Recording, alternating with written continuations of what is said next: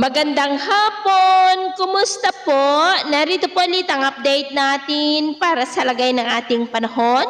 Ngayong hapon po ng February 24, 2025. Sa ngayon po, gaya ng inyong napapansin ay lumalakas na po ang bugso ng hanging amihan at nakakaapekto na sa malaking bahagi ng Luzon maging sa ilang bahagi ng Visayas.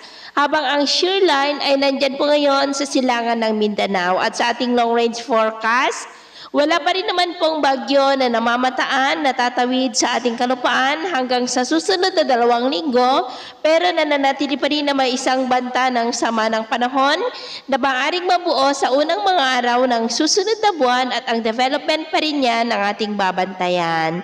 At sa lagay po ng ating panahon, ngayong hapon ay nakakaranas ng cloudy skies with isolated rain sa mailang bahagi ng Cagayan Valley, Cordillera, La Union, Ilocos Sur, Ilocos Norte, Infanta, Calapan, Palawan, Panay Island, Negros, Cebu, Bohol, Leyte, Samar Provinces, Sulu Archipelago, Zamboanga Peninsula, Northern Mindanao, Caraga, Davao Region, at Sorsogon.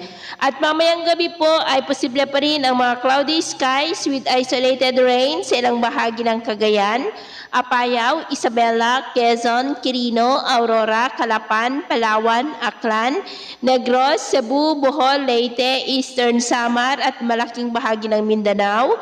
Kaya mag-ingat pa rin po tayo dahil posible pa rin ang mga banta ng mga pagbaha at pagguho ng lupa. At sa atin naman pong mga baybayin, matataas po ngayon ang mga alon sa mga baybayin ng Batanes, Babuyan Islands, Northern Seaboard ng Cagayan, at buong seaboard ng kanlurang baybayin ng Ilocos Region. Ng mga alon dyan ay posible po na aabot hanggang sa 2 to 4 meters height. Maalon din po ngayon sa mga baybayin ng silangang baybayin ng ating bansa na ang mga alon dyan ay posible po na aabot hanggang sa 2 to 2.8 meters height. Kaya hanggat maaari po ay iwasan na muna natin ang papalaot dyan sa mga may kulay pula para mas makaiwas sa mga sakunang pangkaragatan.